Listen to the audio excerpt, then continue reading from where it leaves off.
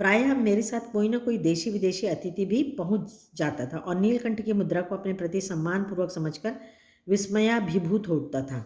तो उनके साथ फ़ॉरेनर्स भी उनके फ्रेंड थे, मेहमान थे जो आते थे और नीलकंठ बिल्कुल वैसे ही खड़ा हो जाता था। तो उनको ऐसा लगता था कि उनको रिस्पेक्ट देने के लिए ऐसा खड़ा है। तो ये देख के विस्मयाभिभूत मतलब होना, मतलब विस्मय मतलब आश्चर्य से आश्चर्यचकित हो जाते थे। कई विदेशी महिलाओं ने उसे परफेक्ट जेंटलमैन की उपाधि दे डाली। जिस नुकीली पैनी चोंच से वह भयंकर विषधर को खंड खंड कर सकता था, उसी से मेरे हथेली पर रखे हुए भुने चने ऐसी कोमलता से हौले हौले उठाकर खाता था कि हंसी भी आती थी और विस्मय भी होता था। फलों के वृक्षों से अधिक उससे पुष्पित और पल्लवित वृक्ष भाते थे। तो लेखिका कल्पना करती है कि वो उसकी नुकीली चोंच से कैसे उसने सांप को मारा था और उसी चोंच से वो लेखिका के हाथों में जब भुने हुए चने रहते थे तो बड़े प्यार से धीरे धीरे खाता था। और उसको फल के वृक्षों से ज़्यादा प्यार क्या लगता था, फूल के पेड़ अच्छे लगते थे। वसंत में जब आम के वृक्ष सुनहली मंजरियों से लद जाते थे, अशोक नए लाल पल्लवों से ढक जाता था, तब जालीघर में वह इतना अस्थिर उठता था कि उसे बाहर छोड़ देना पड़ता था। तो सभी को मालूम है जब वसंत ऋतु आती है तो पेड़ों में नए पत्ते आ जाते हैं, फूल खिल जाते हैं, मौसम बहुत सुंदर हो जाता है। तो ये दृश्य देखकर वो अपने जाली में नहीं रहता था और उसे बाहर आने का बहुत मन होता था। नीलकंठ और राधा की सबसे प्रिय ऋतु तो वर्षा ही थी। मेघों के उमड़ आने से पहले ही वे हवा में उसकी सजल आहट पा लेते थे। तो सभी को मालूम है कि मोर कब नाचते हैं, वर्षा ऋतु में।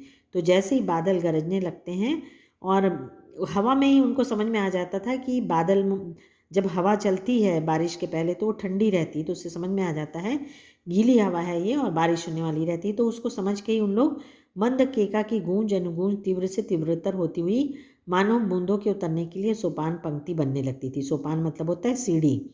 तो दोनों बहुत ज़ोर ज़ोर से चिल्लाने लगते थे और ऐसा लगता था कि वो आवाज़ को सीढ़ी बना दिए हैं और उससे उस सीढ़ी से पानी की बूंद आएगी। तो ये बहुत सुंदर वर्णन लेखिका ने किया है। मेघ के गर्जन के ताल पर ही उनके तन्मय नृत्य का आरंभ होता था। अपन लोग तो जब डांस करते हैं तो अपन को म्यूज़िक की ज़रूरत होती है, उसी प्रकार मोर लग जब डांस करते हैं तो उनको किस संगीत को सुनकर करते हैं, जो बादलों के गरजने की और वर्षा होने की होती है, उसी को सुनकर वो नृत्य करते हैं। मेघ के गर्जन के ताल पर ही उनके तन्मय नृत्य का आरंभ होता है और फिर मेघ जितना अधिक गरजता, बिजली जितनी अधिक चमकती, बूंदों की रिमझिम जितनी तीव्र होती जाती, नीलकंठ के नृत्य का वेग उतना ही अधिक बढ़ता जाता और उसकी केका का स्वर उतना ही मंद्र से मंद्रतर होता जाता। वर्षा के थम जाने पर वह दाहिने पंजे पर और दाहिना पंख और बाएं पर बायां पंख फैलाकर सुखाता।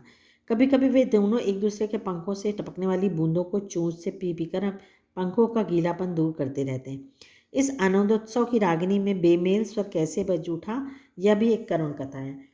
तो दोनों बारिश में किस तरह से नाचते हैं ये लेखिका ने बताया और सुखाने के लिए दोनों पंख को एक के ऊपर एक पैरों पे रख लेते हैं और कभी कभी उसे पीते भी हैं।